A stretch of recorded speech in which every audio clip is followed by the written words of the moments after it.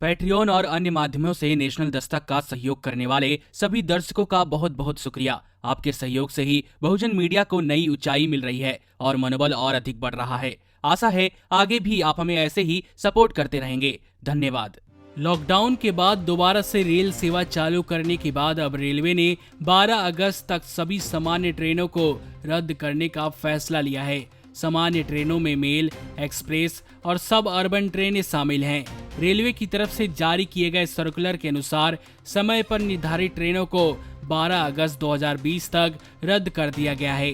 Train रद्द किए जाने पर रेलवे बोर्ड ने कहा कि 1 जुलाई 2020 से 12 अगस्त 2020 तक सफर करने वाली सभी रेगुलर टाइम टेबल ट्रेनों के लिए बुक की गई टिकटों को रद्द करने का फैसला किया गया है।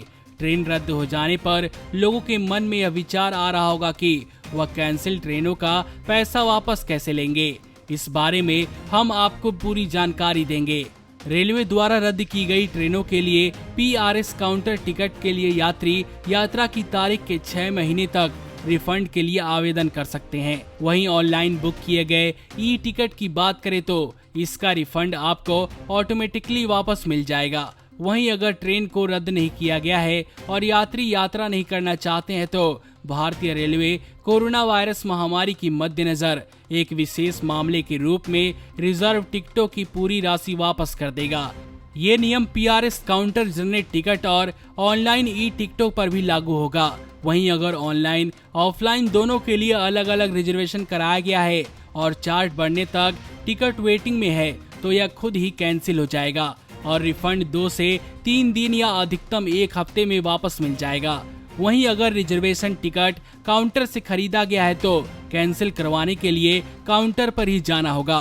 वेटिंग और RAC टिकट ट्रेन रवाना होने के आधे घंटे पहले टिकट रद्द करना होता है। इसके लिए आपको काउंटर पर जाना होगा। ध्यान रहे, अगर ट्रेन जाने के बाद अब रद्द करवाते हैं तो आपको कोई रिफंड नहीं दिया जाएगा। RAC टिकट का पैसा भी आपके अकाउंट में आ जाएगा। कई बार ऐसा होता है कि ट्रेन का समय देर रात या जल्दी सुबह का होता है और कभी कभी टिकट कैंसिल कराने की जरूरत पड़ जाती है। हालांकि टिकट काउंटर रात 9 बजे से सुबह 6 बजे तक बंद रहता है।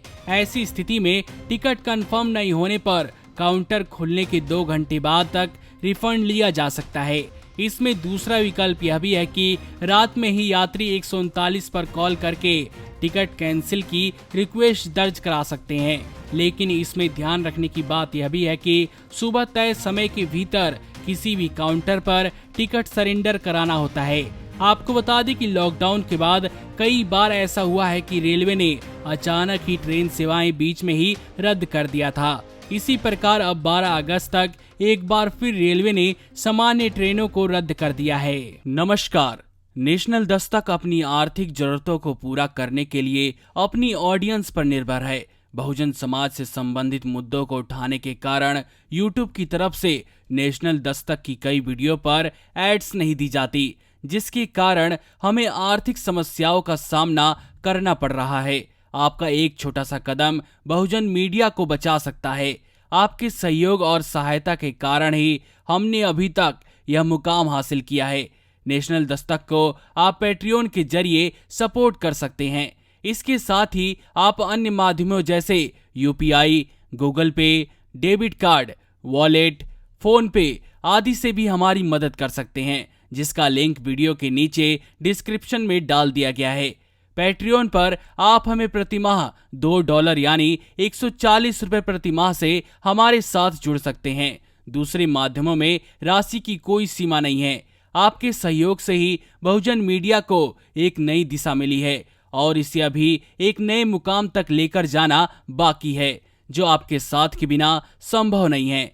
आपसे डायरेक्ट फंडिंग से हम आपके अधीन हो जाएंगे और एक स्वतंत्र मीडिया के तौर पर समाज की आवाज को बुलंद कर पाएंगे। धन्यवाद। नेशनल दस्तक को देखने वालों से अपील है कि वह नेशनल दस्तक के सपोर्टर फॉर्म को भरें ताकि हम सीधे आपसे जुड़ सके। नेशनल दस्तक की आपसे गुजारिश है कि अगर इसको बचाना चाहते हैं तो नेशनल दस्तक को सब्सक्राइब करने के लिए रेड कलर के सब्सक्राइब बटन को दबाएं, फिर बेल आइकन की घंटी दबाएं। नेशनल दस्तक को बचाने के लिए बहुत जरूरी है कि हर खबर को शेयर करें, लाइक करें, कमेंट जरूर करें।